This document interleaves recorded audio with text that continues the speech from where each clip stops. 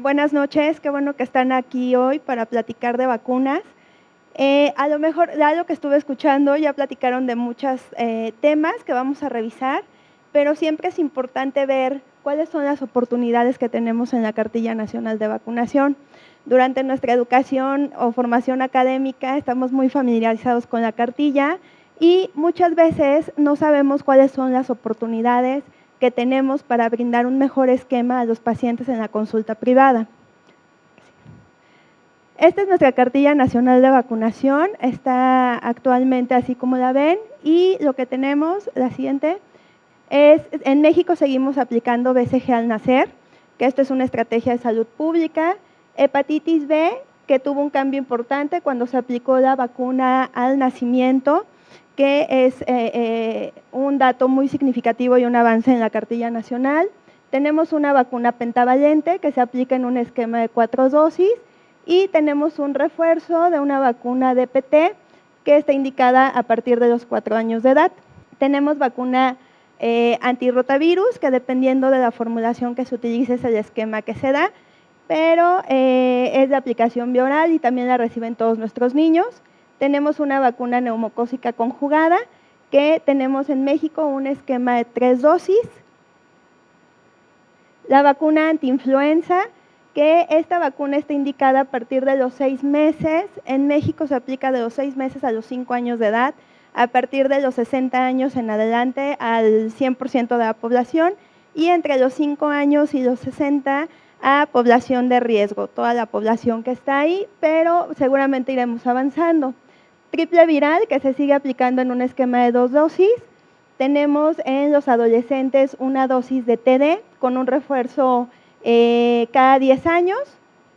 Seguimos conservando una vacuna Sabin, que seguramente aquí es donde vamos a ver cambios en nuestro esquema nacional de vacunación dentro de poco. Ustedes saben que la Organización Mundial de la Salud tiene una estrategia para erradicar poliomielitis salvaje del territorio mundial y el primero de los pasos va a ser la erradicación de uno de los genotipos de poliovirus y por eso vamos a tener que dar el paso a vacunas bivalentes. La que tenemos ahorita es una vacuna trivalente, entonces seguramente esto es lo que seguiremos viendo. Tenemos una dosis de SR que está indicada en población adolescente y aquí se marca una vacuna hepatitis B para las personas en riesgo y aquí nos dejan un espacio de acción que es otras vacunas. Entonces, los papás, todos los niños tienen esta cartilla, es un requerimiento oficial, así es que es muy común que los papás estén familiarizados con todas estas vacunas o al menos saben que se las tienen que poner porque tienen un recordatorio constante en la cartilla de sus hijos. Sin embargo, aquí, en donde están otras vacunas, es donde tienen todo el ámbito de acción ustedes y muchas veces tenemos que encontrar los argumentos suficientes para convencer a esos papás de poner una vacuna. Y como hace rato les comentaban, siempre hacerlos ver que una vacuna es una inversión en salud y que esas inversiones no son costosas nunca bajo ninguna circunstancia. El esquema de vacunación contra el cual vamos a comparar nuestra cartilla es el esquema de vacunación recomendado por ACIP. Esta es la versión 2015 y lo que vamos a ver es que nosotros tenemos el mismo esquema para hepatitis B. Aquí conservan la vacunación de hepatitis B al nacimiento igual que nosotros y las dosis subsecuentes. Tenemos una vacunación contra rotavirus con las mismas esquemas y aquí es donde tenemos un área de oportunidad. En la vacunación pediátrica, que es el esquema de los 2, 4, 6 y 18 meses, tenemos una vacuna acelular, que es exactamente la misma formulación que se pone en Estados Unidos. Sin embargo, ustedes saben que la formulación que se utiliza en los 4 años de edad es una formulación de células enteras, lo que se aplica a nivel de salud pública, que es una estrategia adecuada. Sin embargo, sí sabemos que las vacunas de células enteras se relacionan a mayor porcentaje de probabilidades de eventos adversos. En este grupo de edad, los eventos adversos más comúnmente reportados son a nivel local, o sea que tampoco causa un impacto serio en la vacunación de los niños, pero si ustedes en su consulta quieren completar este esquema con una dosis a los 4 años con una vacuna acelular, es algo que pueden hacer de manera muy correcta. Y la otra que ya habían visto un poco, que eran las dosis de formulación acelular, especialmente formulada para adolescentes y adultos, donde ya les contaron sobre la vacunación en mujeres embarazadas. Y yo les voy a contar en un momento la vacunación en los adolescentes, que ahí es donde nosotros también tenemos un área de oportunidad de completar esquemas de vacunación. Nuestras dosis de Haemophilus influenzae están igual. Neumocócica conjugada 13 valente es la que tienen en Estados Unidos. Sin embargo, ya tienen un esquema de 4 dosis con un refuerzo, se pone a los 2, 4, 6 meses y el refuerzo a los 12 meses de edad. Sin embargo, sabemos que aquí como una estrategia de salud pública se han seguido recomendaciones que ya están establecidas en otros países, donde con un esquema de 3 dosis los niños tienen una buena respuesta de anticuerpos y están protegidos contra las infecciones neumocócicas invasivas. Sin embargo, es otra área de oportunidad que ustedes tienen. La vacuna antineumocócica polisacárida 23 valente, que también está disponible aquí en México, que aquí está marcada en morado y esto quiere decir que está recomendada solo en situaciones de riesgo, que cuáles son pues los niños que viven con algún trastorno del sistema inmunitario, las personas con asplenia, con trastornos del complemento. Sin embargo, como ya les contaron, hay poblaciones de adultos, por ejemplo, que está totalmente indicado ahora que reciban una dosis de vacuna conjugada primero y después se aplique un refuerzo con vacuna polisacárida 23 valente. En Estados Unidos todas las dosis que tienen de vacuna antipoliomielítica son inactivadas. Sin embargo, nuestro esquema ha avanzado muchísimo y las oportunidades que tenemos de dar el salto a dejar de aplicar OPV cada vez se ve más cerca y esto está solamente relacionado con la estrategia de la eliminación de los poliovirus salvajes en el territorio. Influenza, que ya les comentaron. En Estados Unidos hay disponibles 2 formulaciones, que son las inactivadas y las vivas atenuadas. En México solamente tenemos formulaciones inactivadas y el área de oportunidad, como ya les comentaron, influenza es una vacuna que deberíamos de recibir todos cada año. No solamente los niños, no solamente los viejitos o los hipertensos o los cardiópatas, todos deberíamos de vacunarnos.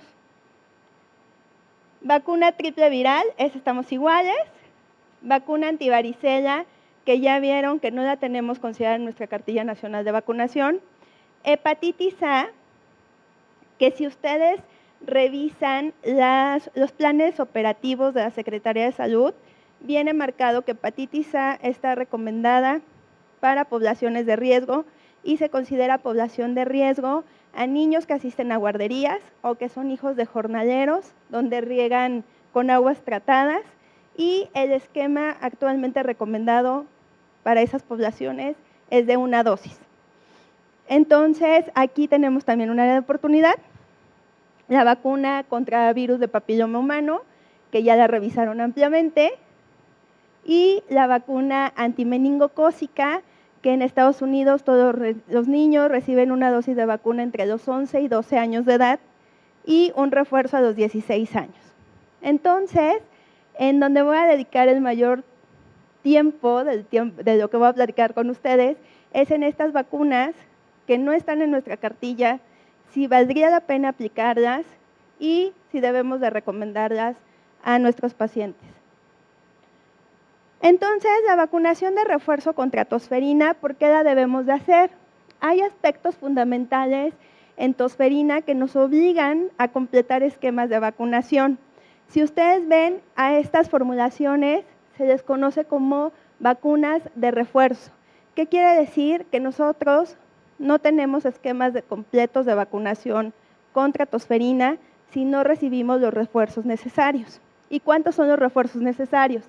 Primero hay que recordar que tosferina es una enfermedad altamente contagiosa, tiene una tasa de ataque del 90%, es decir, es tan contagiosa como varicela, por ejemplo. Entonces, si nosotros estuviésemos aquí con alguien que tiene tosferina, una gran proporción de nosotros quedaría infectado por la bacteria. El otro aspecto súper importante es que ya revisamos que en nuestra cartilla nacional de vacunación tenemos un esquema de 5 dosis de vacuna contra tosferina en la edad pediátrica. La reciben a los 2, 4, 6, 18 meses y el último refuerzo a los 4 años de edad. Y este esquema es este que está aquí. Sin embargo, algo que debemos de tener súper consciente es que un niño no va a estar protegido de manera adecuada hasta que no tenga al menos la tercera o cuarta dosis de vacuna. ¿Por qué? Esta es la primera dosis de vacuna que reciben los bebés a los 2 meses de edad, que los anticuerpos no se obtienen inmediatamente después de que se vacunó, entonces al bebé lo vacunan a los 2 meses, más o menos le toma entre 15 y 21 días tener la titulación de anticuerpos adecuada, así es que esta protección la vamos a estar viendo más o menos como en el tercer mes de vida, y es una protección del 46%, aunque hay artículos que señalan todavía cifras más bajas, y esto vemos cómo va aumentando después de cada dosis. Sin embargo, es un área muy importante donde este bebé no tiene una protección totalmente adecuada y puede contraer tosferina. Entonces, seguramente ustedes han estado muy familiarizados con estas noticias médicas donde cada vez se ven más casos de tosferina. Y aquí es donde empieza la primera parte de la historia. Aunque tengamos un esquema súper bueno de vacunación, nuestros niños no pueden estar protegidos en edades tempranas. La segunda parte de la historia comienza aquí. Este esquema de vacunación no nos da inmunidad de por vida. En México, la última dosis de vacuna contra tosferina la recibimos a los 4 años. Este esquema completo de vacunación nos da una inmunidad aproximada de 10 años, lo cual quiere decir que a los 14 años de edad, en México, todos somos susceptibles de enfermarnos de tosferina. Y si no recibimos un refuerzo, pues es una bacteria que sigue circulando entre nosotros. Así es que entre los adolescentes y adultos, la carga de enfermedad por tosferina es muy importante. No es que la tosferina solo sea terrible en los bebés. Ahorita vamos a hablar de la sintomatología que causa tosferina en los adolescentes y cómo es una enfermedad que vale la pena proteger. Y los adultos y adolescentes son quienes actúan como la fuente de infección para estos niños pequeños. Y pues, ¿quién se imaginan que es la principal fuente de infección? Evidentemente son los papás, que son quienes tienen mayor contacto con estos recién nacidos que no están vacunados. Aquí está un poco lo que les comentaba. Es un concentrado de diferentes estudios que se hicieron en relación a los cuadros de tosferina en adolescentes y adultos y cómo tosferina es más común de lo que creíamos. Estábamos muy acostumbrados a pensar que los síndromes coqueluchoides en su mayoría eran causados por otros virus u otras bacterias. Sin embargo, actualmente se reporta que un síndrome coqueluchoide tiene hasta 80% de probabilidades de ser causada por Bordetella pertussis. Así es que es súper probable que si oímos a alguien con una tos compatible con esto, sea una tosferina. Aquí están los cultivos positivos en personas que tenían tos prolongada. ¿Cuánto es tos prolongada? Según la Organización Mundial de la Salud, todo adolescente o adulto que tenga un cuadro de tos de cualquier característica que dura más de 2 semanas se tiene que considerar sospechoso de tosferina. Entonces, ¿cuántas veces nosotros mismos no hemos tenido un cuadro respiratorio y nos queda así como la tos y pensamos que es cualquier otra cosa menos tosferina? Y menos se nos ocurre que somos población de riesgo para contagiar esta bacteria a una población susceptible. Estos son las incidencias de infección por tosferina en diferentes ciudades. En Estados Unidos están muy sensibilizados actualmente ante este problema de salud pública y vemos cómo las incidencias no se parecen nada a lo que estábamos acostumbrados a ver, donde había cifras de 6 casos por 100,000 habitantes, por ejemplo. ¿Qué pasa con los adolescentes con tosferina? Para los que digan que no tienen síntomas y no les pasa nada, pues tienen sintomatología muy importante y se vuelve todavía más importante si pensamos que esta enfermedad también se le conoce como la tos de los 100 días. Entonces, a ver quién quiere tener esta sintomatología durante 3 meses. La duración de la tos, aquí está, el promedio son 3 semanas en la mayoría de los estudios. Sin embargo, hay algunos que se alargan de manera significativa, aunque claro, estos son los promedios. La mayoría de los adultos presentan paroxismos, también para los que estábamos no tan familiarizados a escuchar esto. Entonces, escuchar una tos coqueluche es altamente significativo o altamente probable que sea causado por Bordetella pertussis. Y los adolescentes también tienen complicaciones. Y si vemos aquí neumonías, ¿cuántas personas de estos estudios clínicos cursaron con esta complicación? Y siempre estamos muy preocupados por tosferina en la edad de los niños pequeños, en los menores de 12 meses, donde sabemos que se asocia a complicaciones muy graves. Sin embargo, este grupo de adolescentes que no ha completado su esquema de vacunación contra tosferina, porque no ha recibido el refuerzo de los adolescentes, está en riesgo de tener cualquiera de estas complicaciones que antes pensábamos que eran exclusivas de los bebés. Las complicaciones no son tan poco frecuentes en los adolescentes y mucho menos en los adultos. Pueden tener crisis de cianosis, que cualquiera que nos pasara esto pues nos daría un gran susto y no querríamos volverlo a ver, neumonías, y también son causas de hospitalización. Entonces, una enfermedad que tiene una sintomatología muy importante, incluso en la edad de los adolescentes. Este es un estudio que se hizo aquí en la Ciudad de México.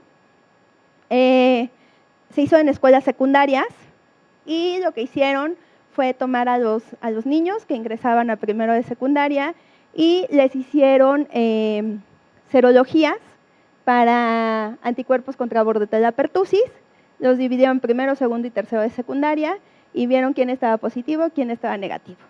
Entonces, lo que vieron y lo que se encontró es que muchos de estos niños no tenían anticuerpos contra Bordetella pertussis, lo que confirma que nuestra población de adolescentes está totalmente desprotegida contra esta enfermedad. Y durante el transcurso del estudio se encontraron casos de infección reciente. Así es que es una bacteria que está circulando en la comunidad y que en cualquier momento podemos adquirirla y tener un cuadro. ¿Qué es lo que pasa con los niños pequeños? Por cada 100 bebés menores de 12 meses que tienen un cuadro de tosferina, el 50% van a requerir una hospitalización. Y de los bebés que se hospitalizan, un gran porcentaje va a tener complicaciones que ponen en riesgo su vida. Estos son datos de Estados Unidos, donde dicen que 1 de cada 100 bebés que se hospitalizan por tosferina menores de 12 meses mueren. En el Instituto Nacional de Pediatría, la doctora Saltijeral llevó a cabo un estudio de tosferina en menores de 12 meses de edad y la letalidad reportada en ese estudio es de 6 bebés por cada 100 que se hospitalizan. Entonces tenemos una letalidad mucho más alta de la que está reportada aquí. Y estos son datos de México. En el 2009 inició un brote de tosferina, principalmente se reportó en el norte del país, pero justo coincidió con el inicio de la pandemia por influenza, entonces de repente ya todos eran influenzas y ninguno era tosferina. Actualmente influenza nos ha dejado la pandemia, pero el brote de tosferina continúa y este brote continúa afectando a todo Estados Unidos y en realidad a todo el mundo. Y vemos cómo las muertes es más probable que se presenten en estas edades tempranas. ¿Y esto es por qué? Pues porque son bebés muy jóvenes que no tienen anticuerpos y que tienen cuadros clínicos muy severos. Así es que las estrategias de vacunación van encaminadas a la protección de los adolescentes y adultos para evitar que sirvan como fuente de contagio a los más pequeños. Como ya les habían contado, en México desde el 2013 la Secretaría de Salud recomendó la vacunación de las mujeres embarazadas a partir de la semana 27. Esta es una estrategia de salud pública muy efectiva. ¿Por qué? Porque con la menor inversión están tratando el mayor caso o están evitando el mayor número de casos de tosferina grave. Sin embargo, no estamos evitando los casos de tosferina en todo el resto de la población que no tenemos contacto con bebés, por ejemplo, pero ustedes que dan consulta son médicos y están en contacto con pacientes pediátricos todo el tiempo, son una población súper indicada para recibir esta dosis de refuerzo. Entonces, esta estrategia de vacunación es como muy bonita. Hay que vacunarnos nosotros para proteger a los bebés. Les voy a enseñar un video. Soy Jennifer López y este es un sonido que ninguna madre quisiera escuchar.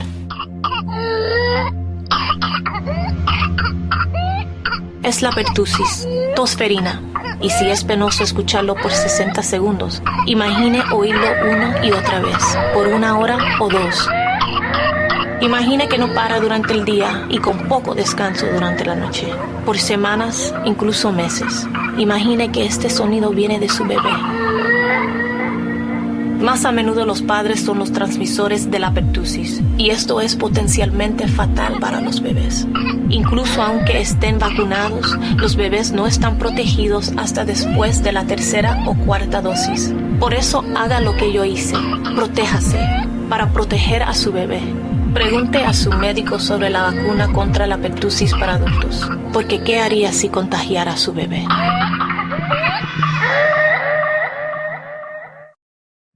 Bueno, hasta el final atinamos a dónde era el sonido, pero quería enseñarles este video porque estos videos son de acceso público y muchas veces, yo lo encontré en YouTube, entonces muchas veces en el consultorio nos falta material para sensibilizar a los papás de manera rápida.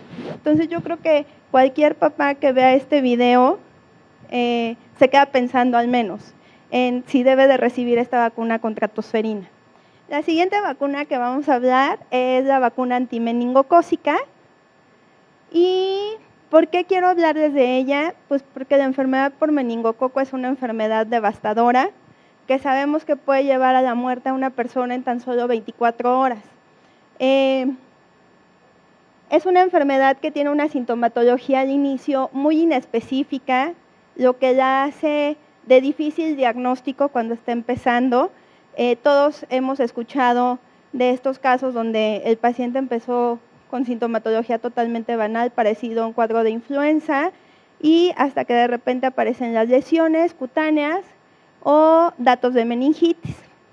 Entonces, hace rato que platicaban sobre las estrategias de vacunación y por qué una vacuna estaba en la cartilla y por qué no, hay que considerar que lo que hace nuestra Secretaría de Salud son estrategias de salud pública y lo que tienen que ver y observar es justo eso, obtener el mayor beneficio con el presupuesto que tienen, ¿no? Pero lo que hacemos en el consultorio es medicina para un individuo. Entonces, a ese individuo hay que asegurarle el acceso a todas las herramientas para prevenir estas enfermedades. ¿Por qué es tan impactante la enfermedad meningocócica?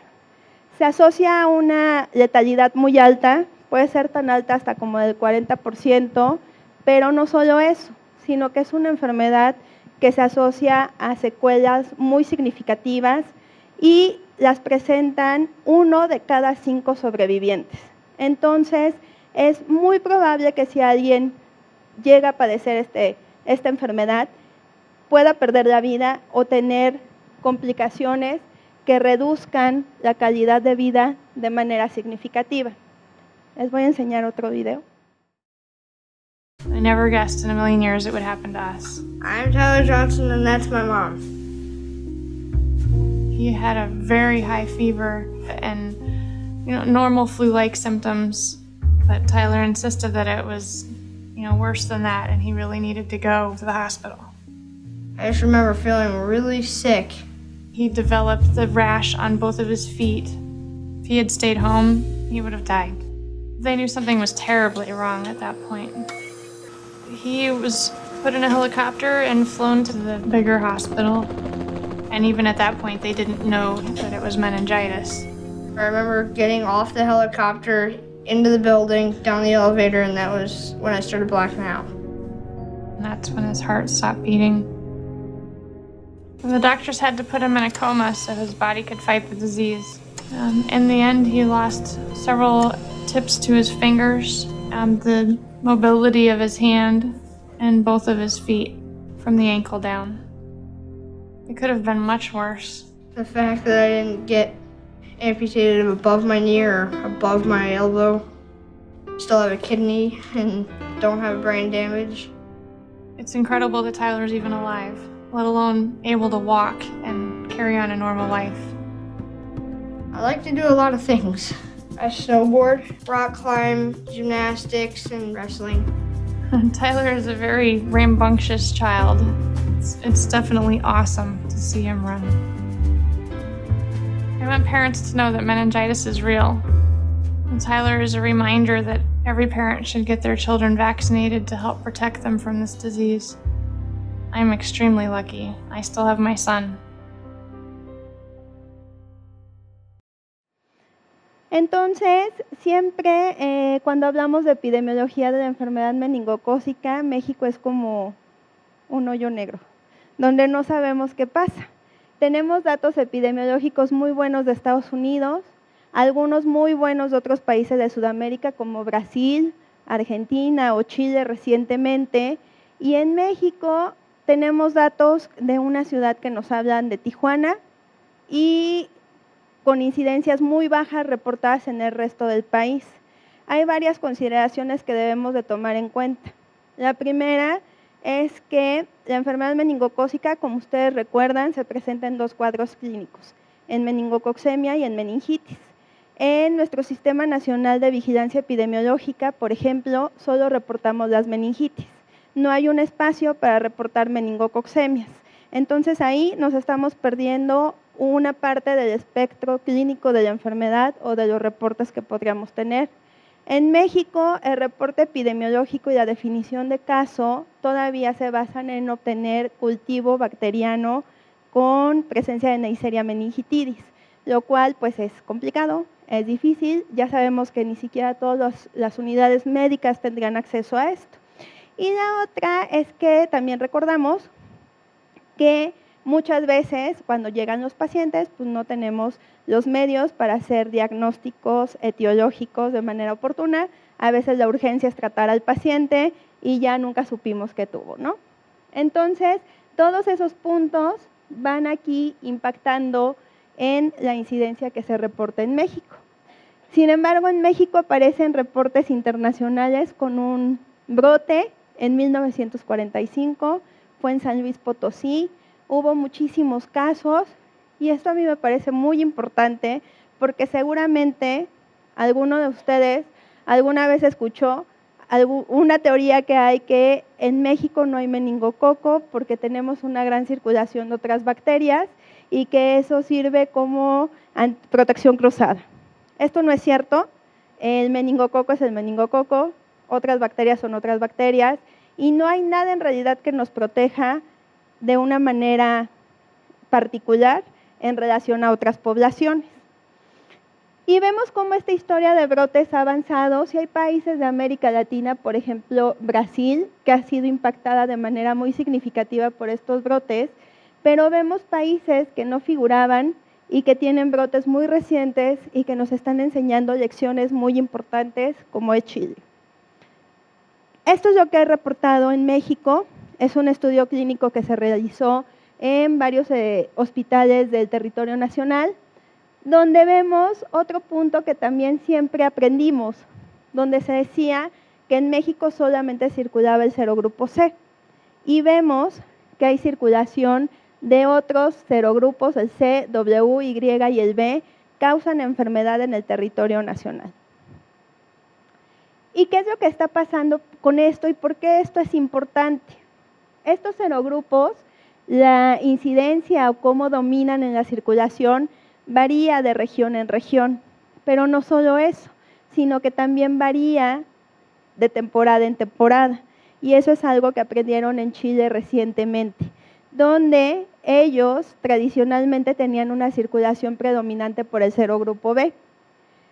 Y lo que pasó, Chile tenía una incidencia de 0.8 por cada 100,000 habitantes, donde pues, la enfermedad meningocócica en realidad no le representaba un problema. Y en octubre del 2012 empezaron a presentar un incremento inusual en el número de casos. Presentaron 87 casos con lo cual se decretó una alerta.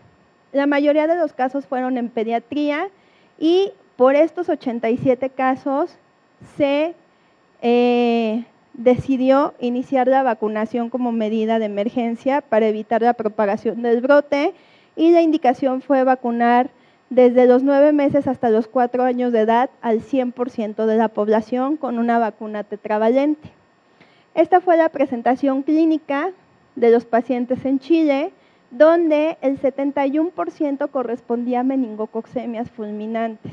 Así es que tampoco podemos asegurar que el meningococo solo da meningitis, que es como el mejor escenario con el mejor pronóstico que podemos imaginar de esta enfermedad, donde las secuelas fueron muy significativas y los datos de gravedad muy importantes. La que sigue. Sabemos que hay factores de riesgo que se asocian al desarrollo de la enfermedad meningocócica. Sin embargo, también sabemos que en México esta enfermedad evoluciona como brote, donde quiere decir que el paciente no tenía ningún antecedente de ningún contacto. La mayor parte de los pacientes reportados con cuadros clínicos son pacientes previamente sanos. Y lo que pasa en México es que el mayor número de casos se presenta entre los niños menores de 5 años de edad. Y esto me parecía importante comentárselos, porque si recuerdan la cartilla de vacunación de Estados Unidos, ellos vacunan a los 11 a 12 años de edad. Entonces, muchas veces existe la duda de por qué ellos tienen una recomendación diferente y nosotros tenemos estas incidencias en estos grupos de edad. No es tan diferente lo que pasa en Estados Unidos y en México. En Estados Unidos también el mayor número de casos se presenta entre los niños menores de 5 años, con un pico muy importante entre los menores de 1 año de edad. Sin embargo, la mayoría de estos casos son causados por el serogrupo tipo B, donde hasta hace un tiempo no había una vacuna que pudiera proteger contra este padecimiento. Y aunque también tenían casos reportados por otros serogrupos, analizaron el costo-beneficio como estrategia de salud pública y vieron que el número de muertes que se evitaban eran como 2 por año por una vacunación universal en los niños menores de 5 años. Así es que decidieron no hacer la recomendación. Y el segundo pico de presentación que tienen es en la adolescencia, y ahí sí la mayor parte de casos que se presentan son causados por serogrupos que están presentes en una vacuna tetravalente.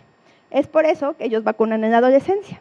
Sin embargo, nuestro mayor número de casos está en la edad pediátrica y son causados por serogrupos que están presentes en una vacuna. Así es que la estrategia adecuada de vacunación sería ofrecer la vacunación lo antes posible a los niños, y sabemos que es muy poco frecuente en México la enfermedad meningocócica, pero el riesgo está. Si un papá nos pregunta, ¿usted me puede jurar que a mi hijo no le va a dar el meningococo si no lo vacuno? No lo podemos asegurar. Y las vacunas son eso, son una inversión, y es como cuando compras el seguro de tu coche. No lo compras pensando en que te lo van a robar o que vas a chocar. Algunas personas sí, pero la mayoría no. Entonces hay que comprarlo sin pensar si el riesgo es muchísimo. Este es un análisis del impacto que causan las enfermedades y si deberíamos de vacunar. Aquí vemos, por ejemplo, influenza. El impacto es bajo, pero la incidencia es súper alta. Entonces la vacunación se vuelve esencial. Pero en meningococo, aunque la incidencia es muy baja, el impacto es altísimo, por lo cual no cabe la duda que hay que ofrecer esta vacunación. En esta ya me voy a ir más rápido porque ya hablaron de ellas. Vacunación antivaricela. La mayor parte de casos en nuestro país se sigue presentando en los niños. Sin embargo, vean aquí que seguramente eran papás inocentes que no sabían que nunca habían tenido varicela y sus hijos o sus alumnos o sus pacientes los contagian.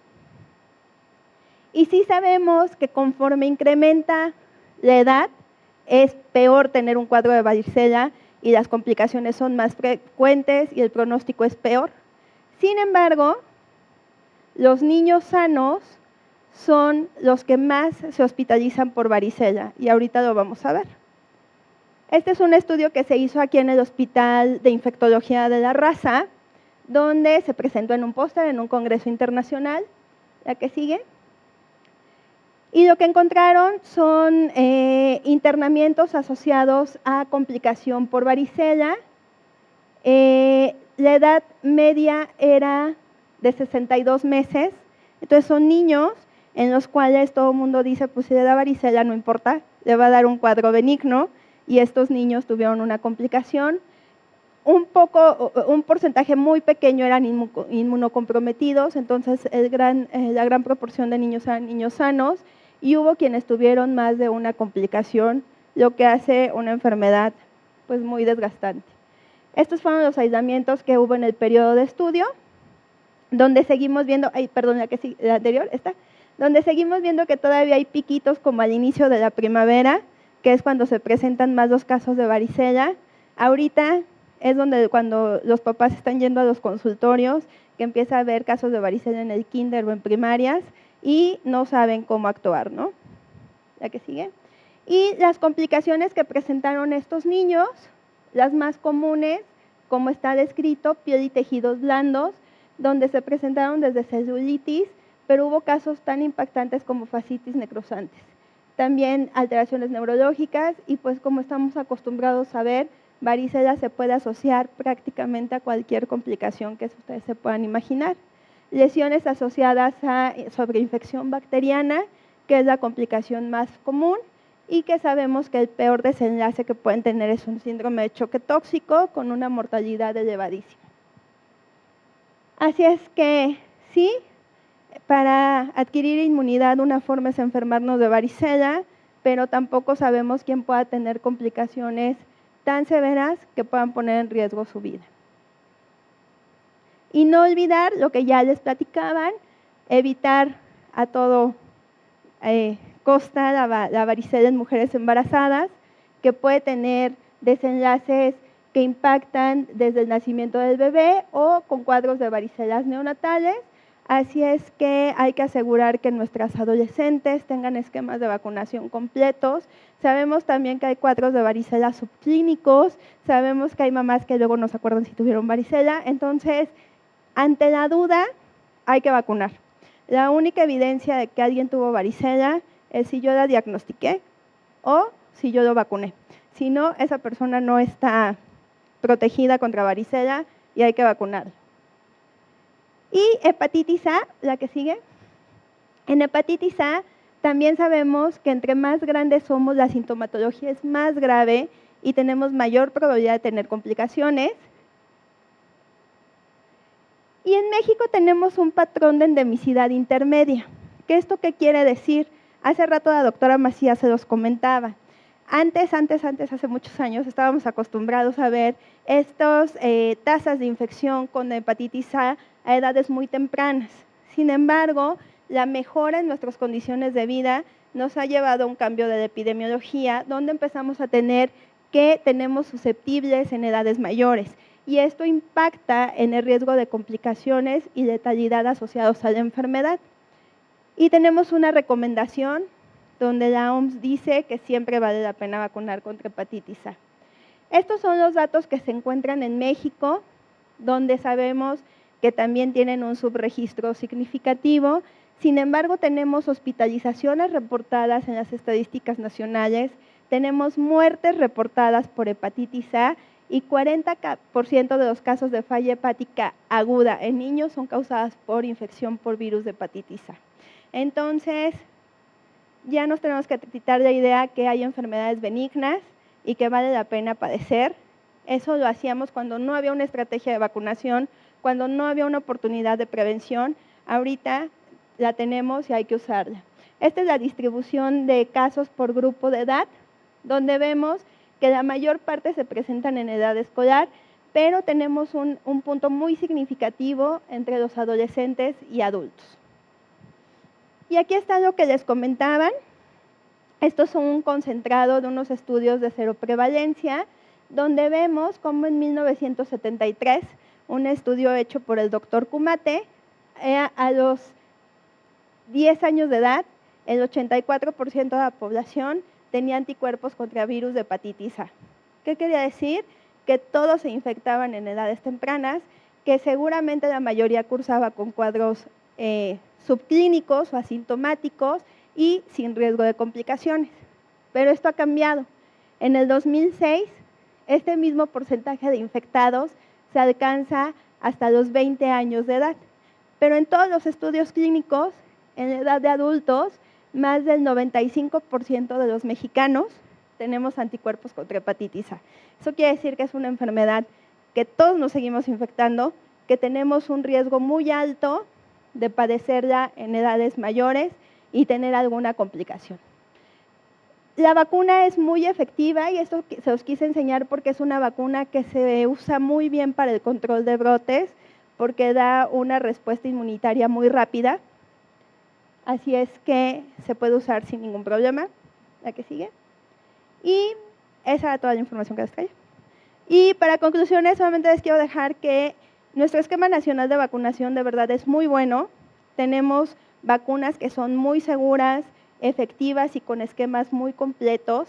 Sin embargo, hay áreas de oportunidad que nos ofrecen en las visitas del consultorio privado y la epidemiología que está cambiando demanda la implementación de nuevas estrategias de vacunación. Entonces, no hay que limitarnos, hay que ofrecer la mejor oportunidad de calidad de vida a nuestros pacientes y la mejor oportunidad es darle una vida saludable. Muchas gracias.